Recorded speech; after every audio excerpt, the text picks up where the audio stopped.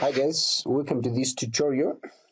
Last time when we were doing our website development tutorials, we came up with this user interface.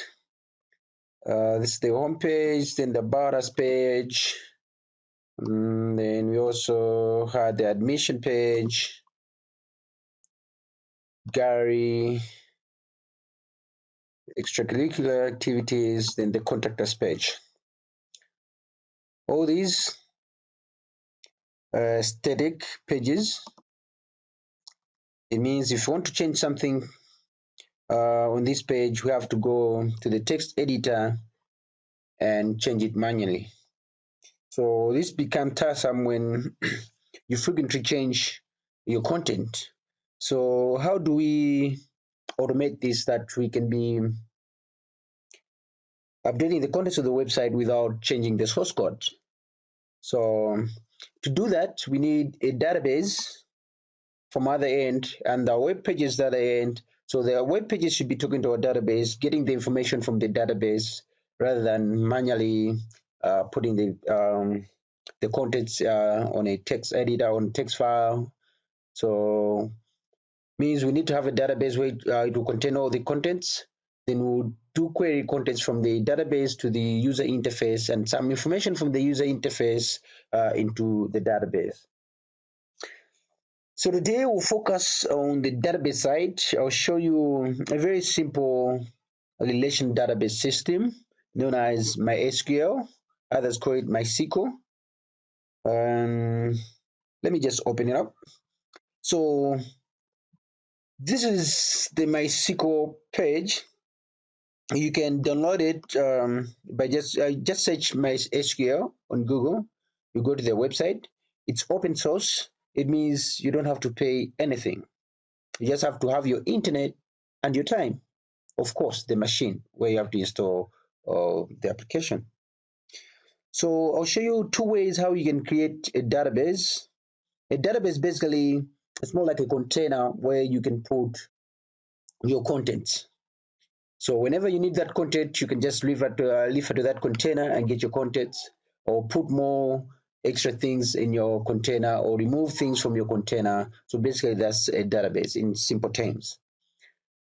There are a lot of database management systems out there. Others you have to pay something to use them. Others you don't have to pay. Okay. All right. So this MySQL Workbench has a lot of functions, a lot of features that you can utilize. So today I will show you two ways how you can create your database and the tables within your database and how you can query information from your database. Okay. So one way is by directly coming on this plus sign here where it says create a new schema. So when you click on that, you give it the name of your database, the name of your container, which will hold all your information. For our sake, that's school website. Okay, so let's just give it the name for that database. Let's say school website. Okay, then I'll hit apply. Oh, spelling for school. Just hold on. Yeah, that's better. So hit apply. So automatically, Workbench will write that statement for us, the SQL. So you see, whatever we've done with the graphical user interface, what translates behind is this statement here where it says create schema school website. So it means we have done it on our own, say to write that statement, create schema school website. But with the help of MySQL Workbench, using the graphical user interface, it has simplified that work for us. Okay, so I'll hit apply. It means we have created the database school website, yet it has no any other tables or information in it. If I refresh this site where it is leading schemas, there are a lot of databases here, but now I'm looking for the one that we have created, which is school website. So just scroll down. There it goes. So click on school website.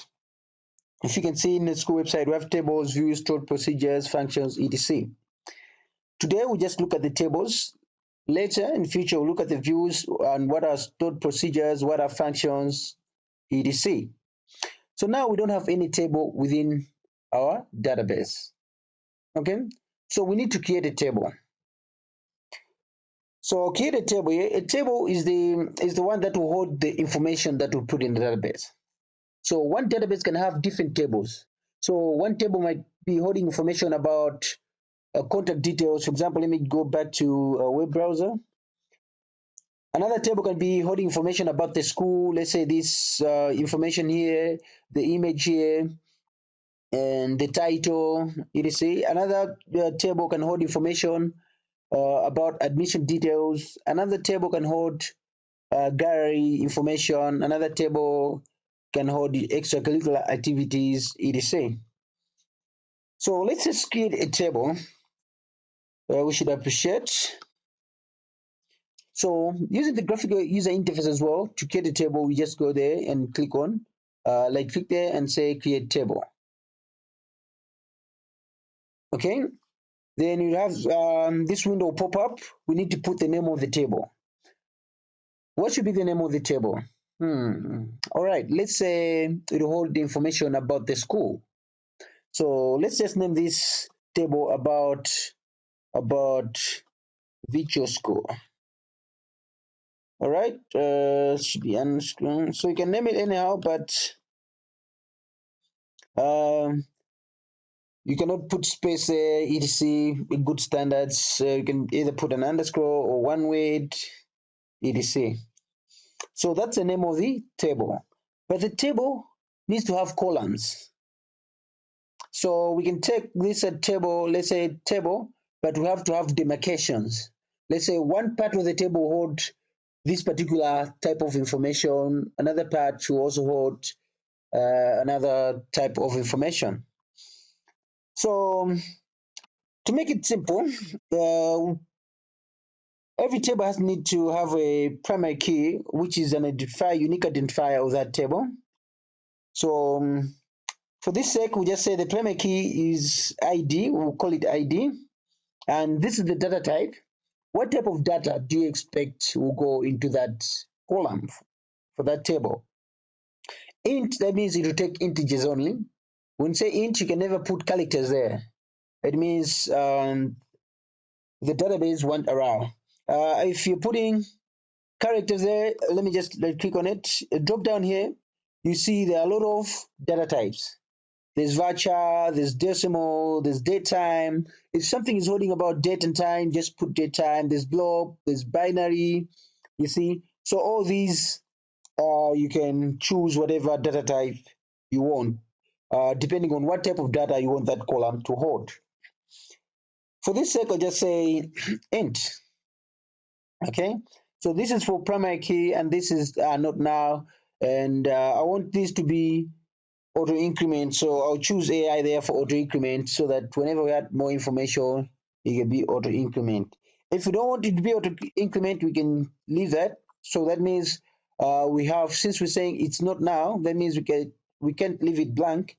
So whenever we put in content, we have to put a unique code there. Okay, so let me just leave it without auto increment feature so that you should appreciate. What else do we need? Let's go back to our website. Let's go to about us.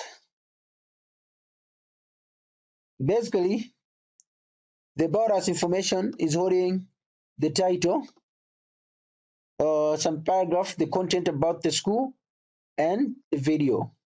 Remember when we put in the video here, we just embedded YouTube link, a framework there, a frame for YouTube. So it means we can have a table. In our table, we should have columns that will hold this type of data. So we have the primary key there. We also need somewhere to put our title. We also need somewhere where we can put our content here, and where we can also put the link to embed the YouTube video.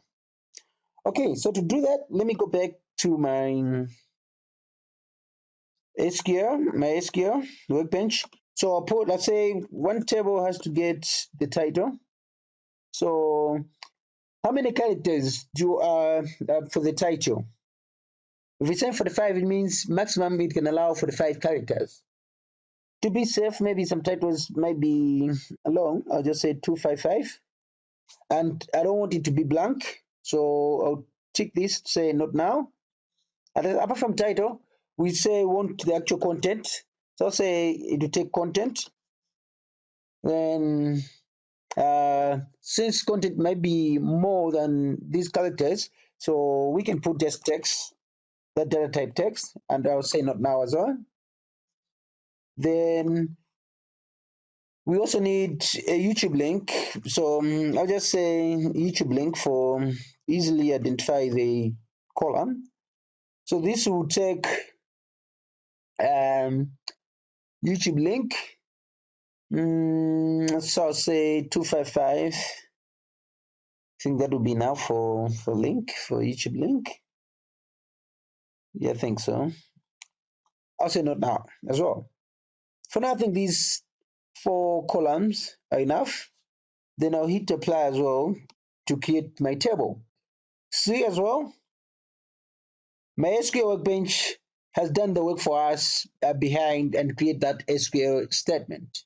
Instead of us spending time creating these create table, school, what, ID, title, or employment key, writing all these statements, we have done it with the help of the user interface, a graphical user interface. Okay, so it has simplified our work. So I'll hit apply. Successfully done. Okay. So now we have created a table. If we can refresh here, this sign here, let's refresh. Now we see, if I expand this, we see there's one table within our database.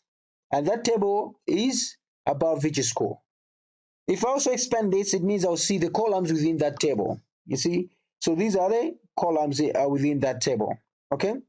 So what if I want to view information that is in that table? Okay, if I hover over the title of the table, there's this icon here where it looks like a report or something. If I click on it,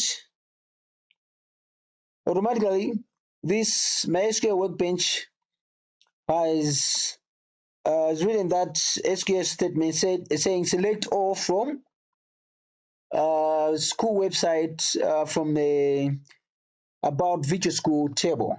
So since we don't have any information, there is no information in this table. Okay, so let's just put some information there.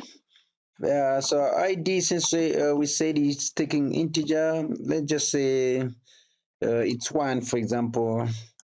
The title, let's say about Visual School, about Visual School. Okay, content, just some, okay, I can just grab some content from here. Let me just do this. Let me just copy this. Control C instead of writing. I just paste there. Yeah, so all that information is there. Yeah. Okay. YouTube link. Let's check out. Okay, let me just. Okay, I think I can copy the link from here. Let me just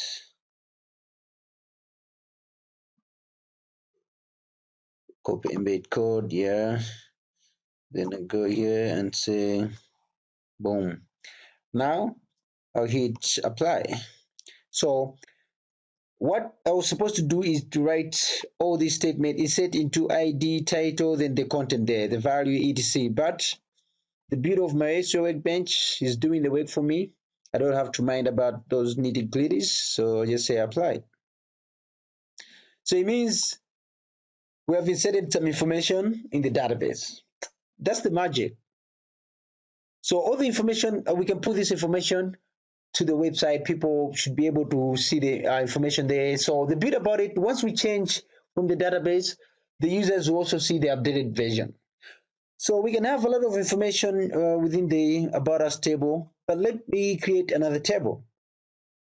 So let me create a table, gallery table, for example. So right click there, click on it, let's say gallery, then define the primary key for this. So say the primary key will be image URL, for example. So we'll just be keeping the image URL, which will be virtual. So maybe let's just give it 255 characters. So primary key, not now. Then apart from that, we need, let me just check out the gallery page where we have. Yeah, we're also keeping a title. So I'll say title. So let's say title, maybe 145 characters, or maybe 105. All right. Let me now on our page here, we don't have even a little description, but in future, we might need that description. Let me just put a description there that our image should have description. So do type texts and not now. All right. So I'll create this table as well. So if I refresh here, we now have two tables. There's a guide table there. So if you go to guide table, we don't have any image. So what we do, what we want is just to keep the URL of the image where we're keeping it. So for instance, for our case, we're keeping the images under the images folder. So it means the images, the URL will have images, then the name of the image. For example, blender.jpg, that's the name of the image. Title, I'll just say simple picture. Content, I'll just say blah blah blah blah blah blah blah blah blah. Yeah, some you can type whatever. Okay, I can put as many images as I want. So I'll put another image. I'll say school dot, maybe it's a PNG as a school image, and that school image and description there, blah blah blah blah blah blah. So hit the phrase. So we have inserted the image. You see, I'll do two tables for this scenario. Okay. Now, MySQL Workbench is running the queries on our behalf. So what if we want to get specific things from our database? What can we do? Let me just remove this and write my own query. So if I want to get all the titles, title information from the gallery page, what can I do? So I just write a query on my own. I just say select the name of the columns that I want. I just want title. Select title from. Then I'll mention the name of the table. I'll say gallery. Simple. So now if I hit this, which say execute the selected portion of the script or everything, if there's no selection. If no selection means you run whatever is in there. So let me hit that. Now see, this is the result window. So the result window is saying it has returned two titles, the one simple picture, one simple image. Okay. What if you want the URL, the image URL as well? We can also say, I want to pull image URL there. Let's see. Oh, we forgot from, sorry. We deleted from there. So it's giving us an error there. So say from Gary. You see, so we'll be able to pull that information. What if we want to pull information from the about information? So I can get title there from about, instead of the guide page, I would say from about which school. So boom, we got that information. So what if you let me just run this. What if you want to get all information is when you use that, but you can also call the titles one by one. So we know we have ID, title, content, YouTube link. So we can do this We can say we need the ID. We want to put the ID. We want to get the content, and we want to get the YouTube link. YouTube link. Okay, from About Visual School. Boom, we get our information. Or we can specify, for example, let me go back to the gallery page. From gallery, let me just say select all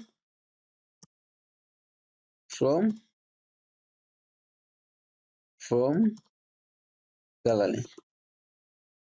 Okay, so what if you want to get something using a specific condition?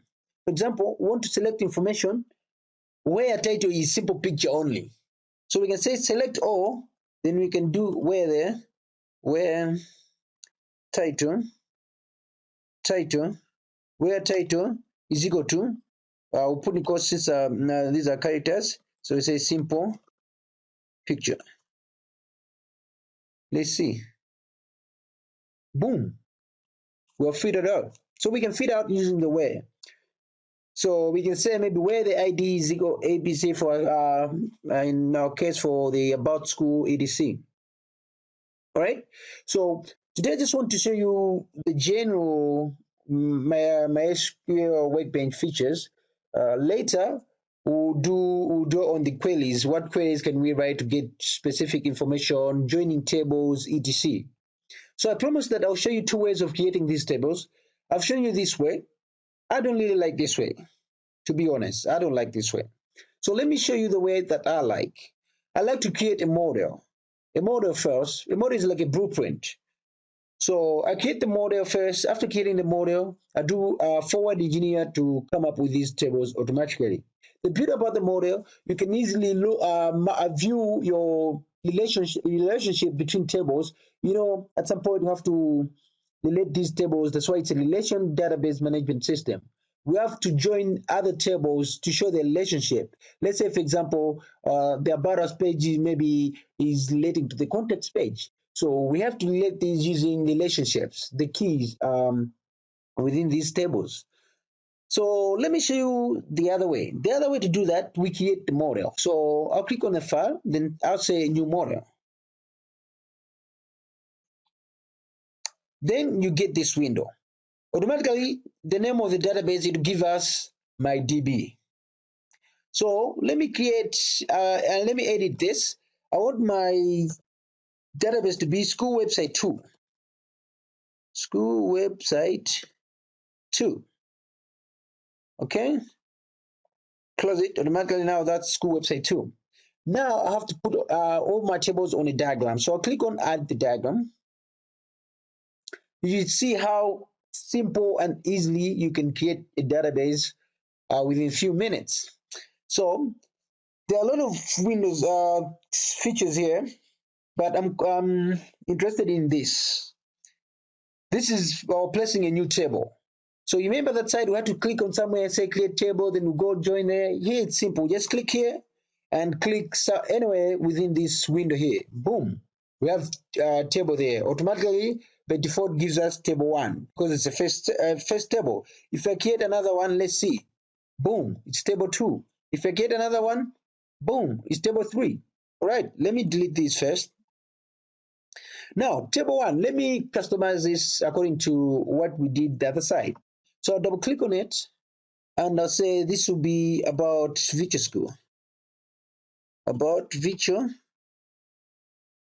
School. Okay, so I'll give it the ID. We said auto increment, not auto increment, but integer. Then we give it the title, which say the title should have maybe 255. Then we said content. We said is taking type text. Not now. Not now. Then we said also have YouTube link. All right. Which said is 255. Okay, not now. Then I'll just close this.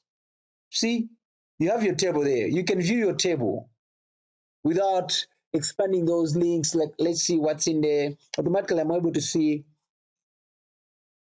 what's about school by just looking at the diagram. Okay, then let me create another table.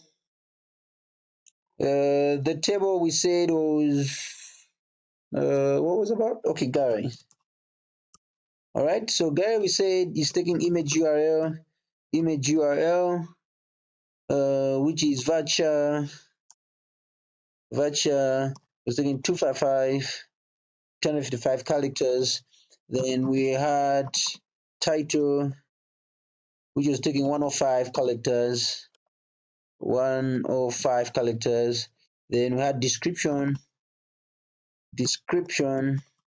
which was taking type text and not now. All right. You see, now we can easily see what is in our tables simply by looking at the diagram. Okay. So, and we can see there's no relationship between these two tables. Well, when doing these databases, you according to specification of the system you're developing or the website you're developing, you might have complex databases that have different relationships. So for you to easily track the relationship between the tables, it's better to use this model. Okay.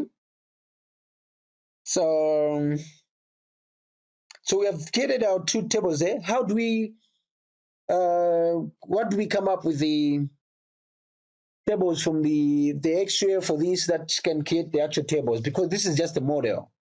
To do that, we go here on the database. You see, there's forward engineer. So I'll click on forward engineer. You should see what happens. So I'm using that on my local machine. I'll leave default. If you want to drop the tables before creating, you can choose a lot of options here, but I'll keep the default. Then it has two tables. We're saying you should export two table objects. We can filter if you don't want to get all, just choose some. We can filter that, but want to get them all, then we say next. You see, automatically it has created the database name, website 2, and it's saying you should use that schema and to create a table. So all that SQL statements already created for you. So just say next. Boom. Finish.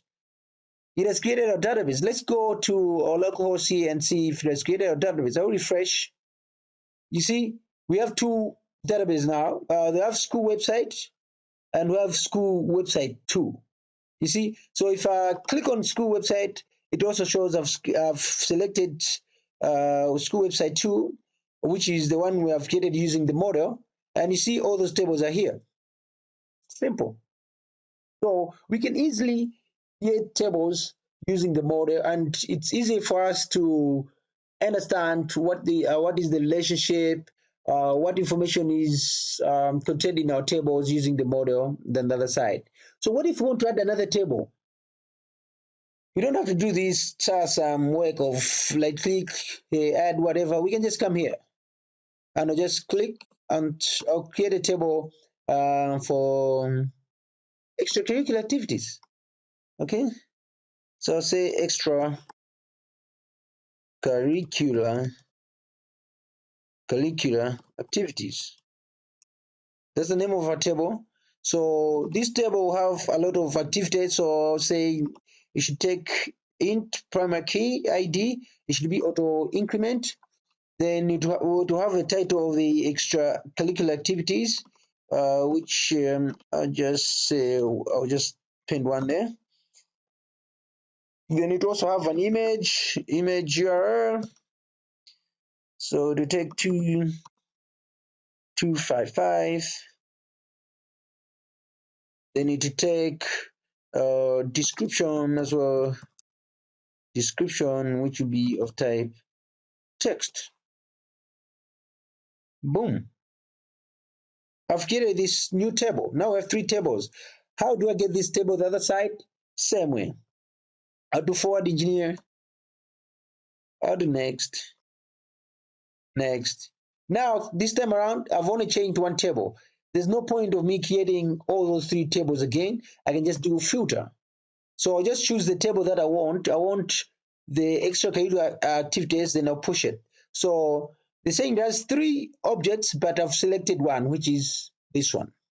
So I'll say next, then it will create SQL statements for me to create those tables, that table actually. So I'll do next, boom, that has happened. Come this side, refresh, extracurricular activities is there. Okay, so this is how you create tables. In the next tutorial, we'll look how can we play with queries to insert information to the database and get information from the database, how to update information in the database.